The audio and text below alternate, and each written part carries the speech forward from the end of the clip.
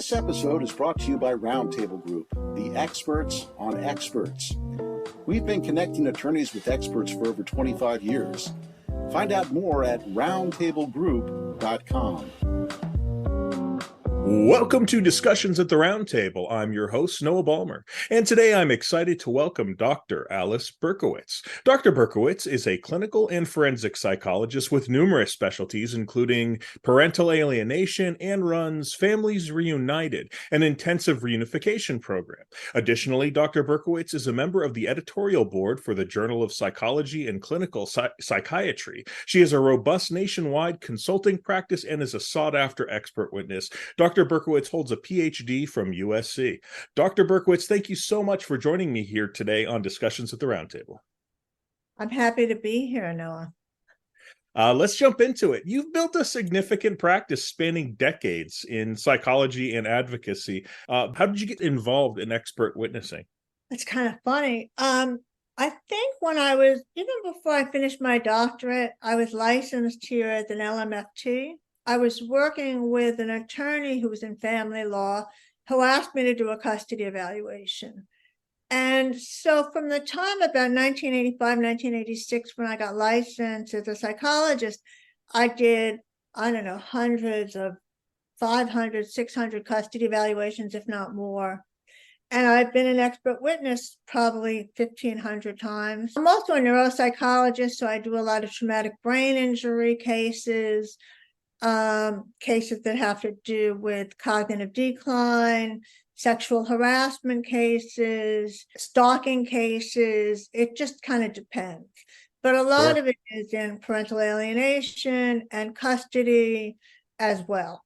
I mean, I love my clinical practice, but there was something really fun about being an expert and seeing how, the law always interested me, and seeing how that worked. And, learning as much as I could to be the best expert I could be. When you very first got started, were you aware of expert witnessing as an income stream, as something that people do? I kind of was. I worked when I was doing my doctorate, I worked for LA County Mental Health in the men's jail with mentally disordered sex offenders and the criminally insane. I was very young. I had long blonde hair and I wasn't scared at all, but I had to testify during that. So I kind of knew experts were, that was a field, but I always thought myself being more oriented to just being a psychotherapist. And when this came up, it just sort of took off. And early on, I got some of the most severe parental alienation cases as a custody evaluator. And so I started getting more and more of those. And so I learned a lot about that. And, so it's been an expertise of mine for many years. Was when you very first were started, so you were aware of expert witnesses. Did you go into it feeling fairly prepared your first time? Did the attorney that reached out to you the very first time, did they make you understand what it was that was expected of you, what you needed to perform in court if you went to court, or how to write the report? Did you feel adequately prepared that first time going out, and how has that changed throughout your career?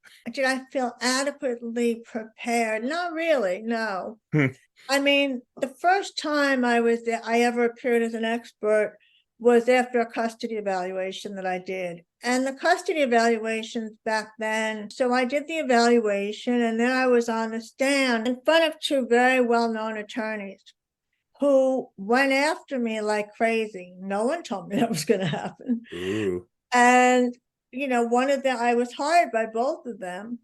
And it was very scary. I was still very young. And at lunchtime, they both said to me, let's go to lunch. And I said to them, I don't want to go to lunch with you. I don't want to see either one of you again. I was so injured. Sure. But I quickly learned that part of being an expert is a game. Litigation is a game. And, the more you're confident in what you're doing, And the more you do the research and the more you come with the background and you can back up your findings, the better off you're going to do. And I learned how to not be thrown off. In other words, when you're an expert and an attorney asks you a question and you're not even sure, you could say, could you repeat that again? I'm sorry, I don't understand what you mean. Could you ask that again? And I quickly learned that those were tools I could use. I knew basically how to prepare. I knew how to get research. I knew that I needed to back up my findings. I did not know early on the difference between Daubert and Frye states, because I was in California, and California is a Frye state.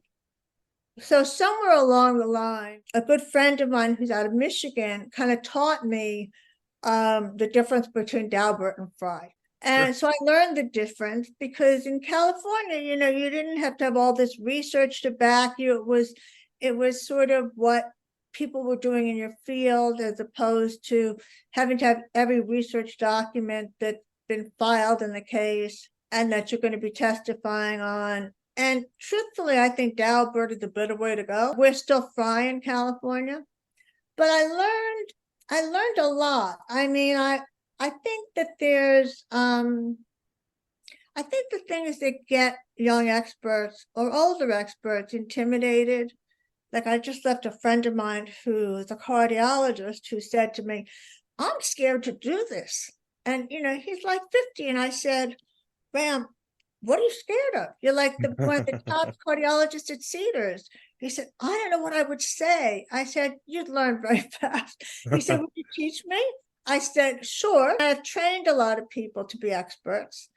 But I think I learned that you can't take it that seriously. As long as you present yourself well and you know what you're talking about, there's almost so much they can challenge you. I'll never forget, I've done several military cases, but I did a case for the Marines on Parris Island in 2014. And it really was a PTSD case. You know, when you're working with the Marines, it's a Marine jury, it's a Marine judge, Marine attorneys. Sometimes there are naval attorneys on the other side because the Navy and Marine. So the prosecutor in the case, I was working for the defense, tried to say to me, well, you know, one of the testing services we used at the time was Caldwell. And she said to me, well, which is here, and it's changed a lot. But she said to me, well, I see here that Alex Caldwell didn't renew his license. And I looked at her and she said, doesn't that make what you're, she doesn't understand. She said, doesn't that take the credibility out of your testing? I said, no. First of all, he probably forgot to pay his license. He's 80-something years old. If you really want to try to have me have my testimony thrown out, you've got to pick a better thing. And the judge laughed and the rest of the jury laughed. And I find also that making some humor when you can as an expert always helps. When you were getting started, you got a little bit shaken up, and I've heard that a lot. Was it more because of what they were asking in your field? You were unsure of if you were actually an expert in a specific matter, or did they keep rephrasing or reframing the question to throw you off? Or were they trying to impeach you as a witness? Were they trying to personally say this person isn't qualified, is not an expert, or something to that effect? Which of those is worse, and how do you deal with them? Well, I think the issue is back then, neither one of them wanted to impeach me as a witness. Maybe one did, but they were both very aggressive litigators. So they were asking me things, and I knew these people very well, but given that they were being so aggressive with me, that's what kind of threw me off. And, you know, litigators, as you know, as an attorney, can be extremely aggressive. So it wasn't that I was afraid I didn't know what I was talking about, but when you hear people kind of use very aggressive language and they're objecting and they're fighting in the courtroom and they're, well, Dr. Berkowitz, didn't you say this? Didn't you say this? So there was a lot of aggression. That's what threw me off the most. Sure. I've attempted to, when people have attempted to impeach my testimony, I kind of laugh that off. because really what they go for are things that are ridiculous, like Alex Caldwell hadn't paid his licensing fees.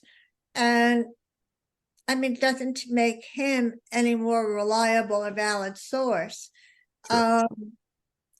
I mean, and I've had people, of course, try to impeach me.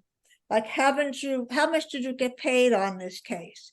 Don't you think that was a lot too much? No. Do you I haven't think heard that come up before. The best one was, do you think you deserve this? I said yes. I mean, but if you don't get thrown off and you know what they're doing, you can kind of make jokes with it. And like recently I was deposed for a case with USC, and it was a 7-hour deposition. It's going to trial next week. But the attorneys for USC she was funny. She kept asking me every question on the MMPI-2. She didn't even know what they meant. And I looked at her and I said, are you really going to go through every single scale on the MMPI-2 when I did a lot of other tests? Because if you are, we're going to be here for 10 hours. And it sort of made everybody laugh. She backed off a little bit. And the attorneys that had hired me thought that was hysterical. And it just makes light of things. It kind of helps me relax. If I can use humor at times, not humor that is nasty, but humor that kind of can lighten the mood a little bit. Kind of, you're exposing the situation for how ridiculous it might be. Yeah, like every single scale on the MMPI-2, really? When you've used 8 different tests? It was interesting that was happening. But there are times where, someone will try to impeach me. Well, did you see this person at all? Well, I'm here as an objective expert. My job was not to see this person. My job is to talk about, as an expert, issue at hand, whether it's domestic violence. I'm not going to speak about the individuals because I did not interview them. There's been a big change over the last 10, 15 years from being able to interview people and then be their expert, and now more. And I still do interview when I can, because how can I be an expert if I can't? To being a general expert on a topic expert, a subject expert. And that, I don't like that as much, but they're trying to keep things as objective as possible. One of the things that you mentioned before is that you've been kind of helping mentor people. You've kind of showed them the ropes. Tell me a little bit about that. What are the things that you like to, inculcate a new expert witness with, so that they don't make any, obvious mistakes or go into some of the situations that you found yourself in before and wish that you had known something that you know now? I've had a lot of psych assistants over the years, and then I have a lot of licensed people that want to be experts. And between myself and attorneys I work with, we set up like a moot trial. And where they're being examined. Now, I'll teach them initially what they have to look at, the books they have to read, how they have to present themselves. I'll go through everything over many sessions to get them ready and to get them to make sure that they know what they have to cover. And then we do kind of a moot court, just so they get a flavor of what the worst can be and the best can be. When you're preparing for something like the cross-examinations that you've been speaking about, are there some specific strategies that you find helpful? Obviously, humor is a great one of them. Are there other strategies that you employ to keep your cool, especially across, these depositions, some of these things go 8 hours, 10 hours, go a really, really long time. I've heard from other experts that sometimes one of the tactics that the opposing counsel will use is to just starve you. So you start getting cranky and hungry, and they said, I eat a big breakfast before I do a deposition, things like that. Do you have any specific strategies that you've found helpful kind of across different types of cases? Well, I can tell you in depositions that I've been on all over the country, no one has ever tried to starve me. Like, we'd all get lunch breaks, but they can go 7 hours or longer. Usually it's 7 hours, depending on how much lunch break you get and stuff. Sure. Yeah, I think what I do to prepare myself for cross-examination is I really write out questions that might be part of cross-examination and make sure I can answer them. And if I'm having an issue, I go back to what I think is so valuable. Can you please repeat your question? I'm sorry, I don't understand. Can you be a little clearer? I'm sorry, I need to take a bathroom break. Mm-hmm. And just if it's getting to the point where I need a minute alone, and those things work really well. I think the biggest issue is not to be afraid. There's Okay. nothing that's going to happen to you. You may feel like a little bit of a fool initially, but usually not. There is a respect for witnesses that, unless they're really unethical or incompetent, you're going to see. Judges respect witnesses. I think the biggest part is to not be scared and to know your subject area. On the topic of knowing your subject area, what does it mean to you to remain an expert in your field? Obviously, your field is vast and you have numerous specialties spanning decades. So, how do you even know what all you are actually an expert on for the purposes of a specific case? I imagine that must be difficult to when you receive a call to decide whether or not this case is, does fit within your specialty or your area. Well, once I know it fits within my area, I stay up on all the current research and case law. I mean, I have Westlaw Sure. that I'm on all the time, so I can look at case law and all of the current research. I get every journal that's imaginable. I work on a lot of research projects, and so I have it at hand. And so it doesn't take that long. The American Psychological Association has journals you could get into at any time. And I belong to something called the Parental Alienation Study Group that really has, in anything that's on parental alienation, is going to have the latest literature on there. And so it's actually pretty easy. What's a little more difficult is when I'm testifying as a neuropsychologist and an expert witness in traumatic brain injuries. Sometimes I have to look over things that are more recent. I check the recent work that's been done. I'll take a course. When you've done this for so long, the basics are really there. Do you find that it's helpful, and would you recommend to newer experts to find a specific niche and become, a very, very strong expert in that niche? Or is it better to remain a generalist, or do you really need some of both? No, I really think they should find a niche, especially today. I think once you find a niche, you can broaden out, but you've got to get to be well known in that niche. You've got to feel very competent in that niche before you take on other cases. I mean, even though I was a neuropsychologist already, I started off doing custody cases and alienation cases, parenting cases, and domestic violence cases. From there, I could branch out. But I developed the skills really in family court and dependency court. And then now I testify in civil court, federal court, in arbitration, military court. But once you get the skills down, then you can broaden. I think it's so hard to learn all the information that it's better to have a niche that you start out in. Do you find that once you do have a niche and you're hired, that leads to more work? Does that work as a form of advertising? Yes, I get, honestly, at least 10 emails every week for different cases all over the country, besides the telephone calls we get. I can't possibly take on everything that comes in. So I refer out a lot, and But yes, I mean, since I started this, I mean, I'm shocked at how much it comes in. You have to just watch, you have to stay very centered in yourself. I find like if I'm not working out, if I'm not doing things for myself, I'm not as good of an expert. Like I have to feel really centered and strong.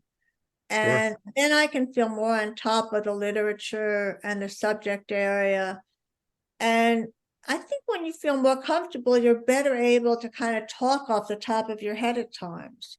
When you receive these calls, obviously these days, one of the main factors is time. You can only take so many cases. But earlier in your career, when you had enough time to take the cases that came at you, what determines whether or not you decide to take a case? How do you vet cases then? And how do you vet cases now? How do you how do you decide that you're the correct expert? Is it a financial decision? Is it a timing decision? What are the main factors?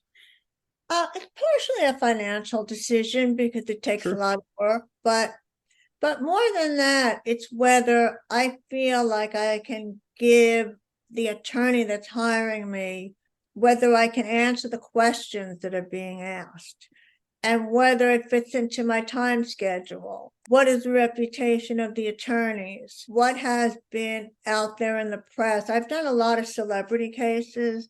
And I Sure. have to be very careful on those because, I want to know what's out there in the news and I want to know what are the real issues. So if it's something that I don't agree with ethically, I never take it. It could be a hired gun. I just don't believe in that. I mean, if they're hiring me to do something, I usually say, look, I'm willing to come in as a consultant first, look over the materials, and then if I think I can help you, I will do that because, I don't want them to be at a loss, but also if I don't agree with what they're doing ethically or even morally, I won't take the case on. Have you found yourself in a position where you have taken a case on only to find an attorney has been pushy after a fashion and tried to get you to say something or tried and get you to kind of, fudge the numbers, as it were, in your client's favor as an expert? And how do you deal with that? I just say, no, I'm not comfortable with this. If you want to find another expert, be my guest. But if I'm not comfortable with what they're saying, I'm not going to be pushed in any direction. And I think that's where a lot of experts get themselves in trouble, Hmm. is to let themselves get pushed beyond what their comfort zone is. And then they'll be saying things that they don't really believe in. And they're usually scared at that point. They're feeling, oh my God, this person hired me.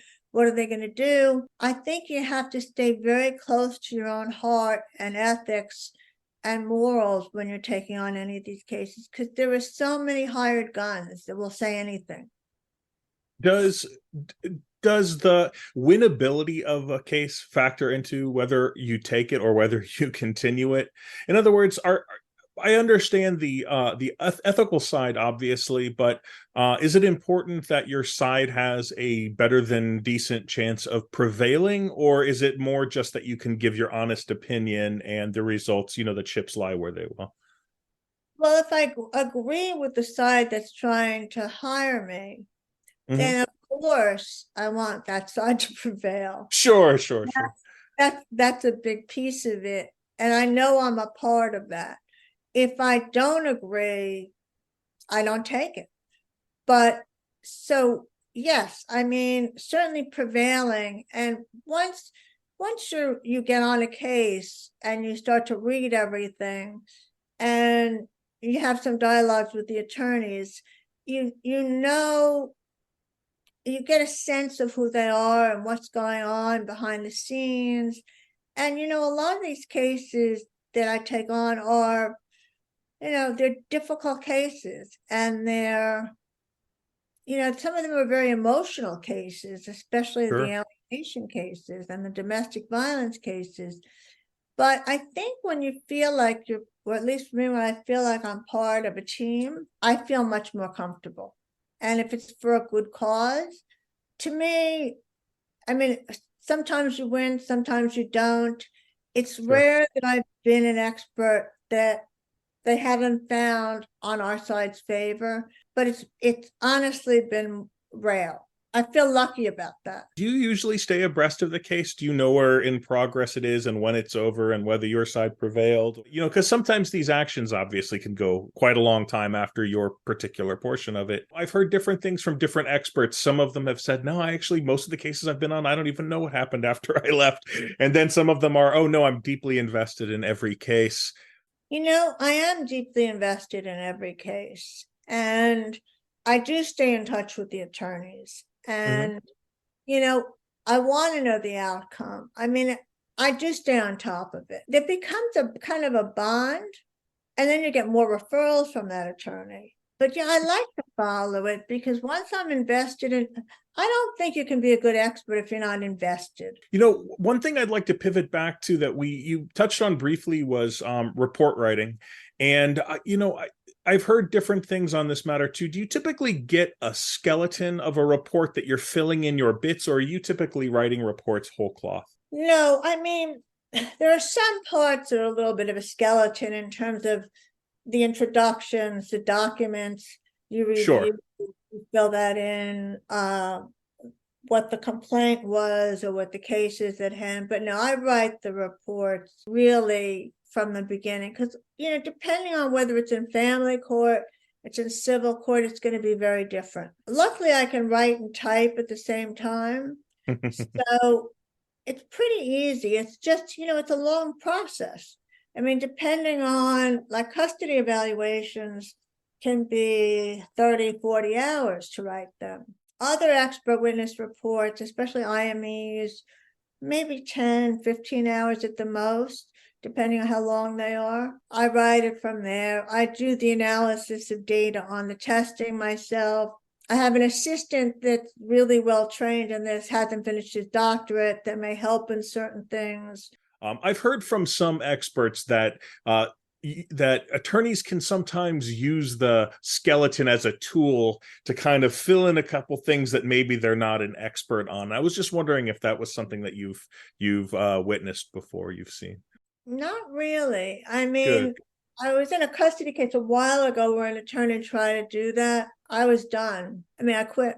This is a field where there are so many people that are out for money and so many people that will come up with anything that the attorney wants, and so many attorneys that'll want to change what an expert says, that I think you have to be very mindful of everything that goes into your reports and reread them a lot, everything that goes into a declaration, and just be on top of everything. And ultimately, I mean, that makes up part of the record, right? I assume that those reports can serve as advertising, another stream of advertising. What are the main ways that people find you? Obviously referrals, but what about earlier on before you were, super well known as an expert witness? What are the main ways that experts can kind of get their name out there? I think they're Juris Pro is a group that I belong to that attorneys go to find experts. Websites, other cases, other attorneys.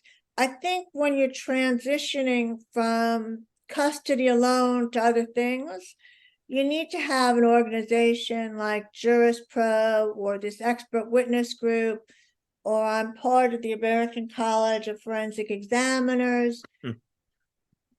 So those are good things to be involved with. I think also speaking, I think for a new expert, once they have their knowledge down and what they want to go into, then they reach out. There are groups like provisors and things like that are really for more attorneys. So industry groups are a pretty good path. Absolutely. One final thing I'd like to pivot to before I let you go is when we wrap up a case. How do you bill it?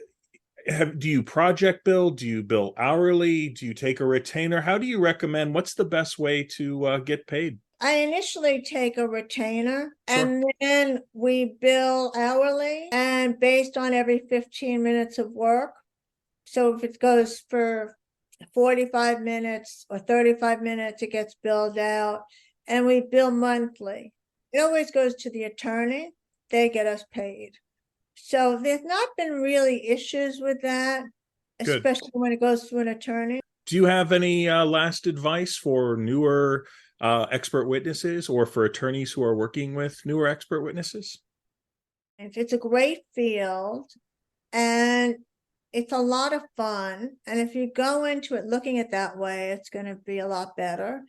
I think you have to trust your gut when you meet with an attorney, or an attorney when they meet with an expert, whether they feel comfortable with them. And I think you have to just be certain that the case you're taking on is something you could stand behind. That's sage advice. Thank you so much, Dr. Berkowitz, for joining me here today. Thank you to our listeners so much for joining us on another discussion at the Roundtable. Thank you for listening to our podcast, Discussions at Roundtable. Our show notes are available on our website, roundtablegroup.com. Subscribe today on Apple Podcasts or your favorite listening apps.